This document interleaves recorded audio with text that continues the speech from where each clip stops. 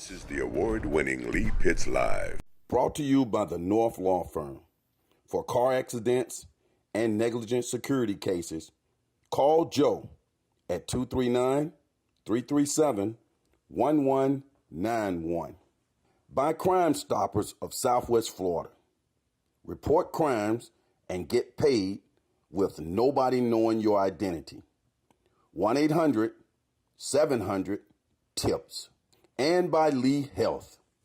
Hello again, and welcome to A Rise to Your Health with Yajaida on Lee Pitts Live, that is brought to you by Suncoast Medical Centers. And I am your host, Yajaida Vasquez, nurse practitioner, and I'm so happy to be here today to talk to you, as always, on ways that we can keep ourselves nice and healthy.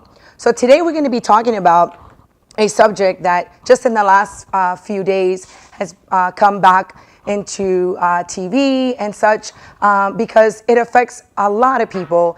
As a matter of fact, 1 in 3 people in the U.S. alone are affected by this, and that counts for about 75 million people just here in the U.S. according to the CDC, and that is high blood pressure. And the reason I bring this up is because, like I said, in the last few days, we had an untimely passing of someone that was really young in our community, a well-renowned director by the name of John Singleton, who had a stroke. And the number one reason for strokes is high blood pressure. And a lot of people don't know that they have it. And we need to talk about it again so that we can make sure that you are empowered and ready to take good care of yourselves. So let's talk about a little overview of what high blood pressure is, which, by the way, the medical term for that is hypertension. So if you hear us talking about that, you'll know exactly what we're talking about here.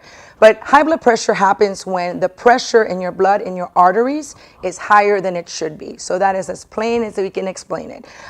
So the blood in your heart pumps, and then the narrower that your arteries are based on like certain diseases that make it that way, then the higher that blood pressure is. And we'll talk a little about, some risk factors that, affect that. So like I mentioned, your arteries being narrow. So what makes that happen? Age, for example, is one of the big ones that makes that happen, because as we get older, our arteries are less flexible than when we're young. Family history. If you had anyone in your family that has high blood pressure, mom, dad, grandparents or such, then you're at higher risk. Ethnic background is a big one as well.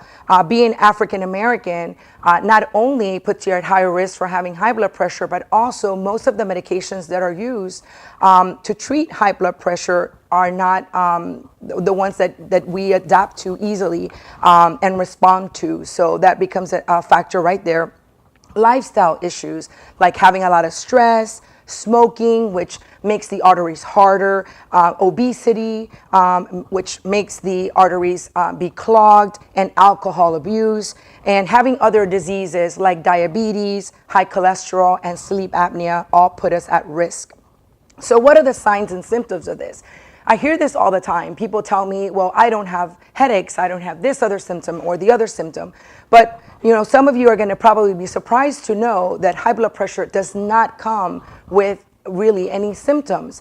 This is the reason why it is called the silent killer, because you could be walking around perfectly fine and still have high blood pressure and not know anything about it.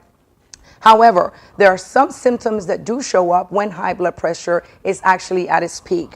So things like headaches, like I mentioned, dizziness or blurred vision are things to be looking at. But as you can see, they're very vague symptoms. So we need to make sure that we are following that and seeing that it's not just vague, and talk to someone about it.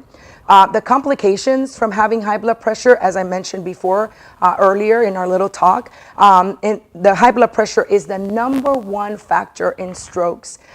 So definitely that's number one there when people have strokes, is to make sure that that we check that they didn't have a history of high blood pressure. Heart attacks, blood clots, kidney problems, and even death are complications from that. And how do we treat it? Well, it all depends on how high the blood pressure is. The people that are at less risk, then we can, or had less risk from developing complications, those we can treat with lifestyle changes. So we may recommend changing your diet, for example, doing some exercise, lowering your salt, and those things can help. However, if your blood pressure is too high, then we definitely need to treat you. And there's some medications that we usually recommend for that. And in case you were wondering, what is a good or bad blood pressure, which I get that question asked a lot. Well, good blood pressure is recommended to usually be less than 120/80. Anything higher than that, and again, whatever other risk factors you have will determine where you are in that realm. And what do you do then if you suspect that you have high blood pressure? Again, if you don't have any symptoms, you still should see your medical provider. What your medical provider will do, they will go ahead and ask certain questions to see where you are in the risk factors, your family history, all the symptoms we talked about, and go from there. And most importantly, just check your blood pressure and see where you are. They may order some blood tests, EKGs, which is an electrocardiogram, and some other things just to make sure, again, to tell you where you are in that.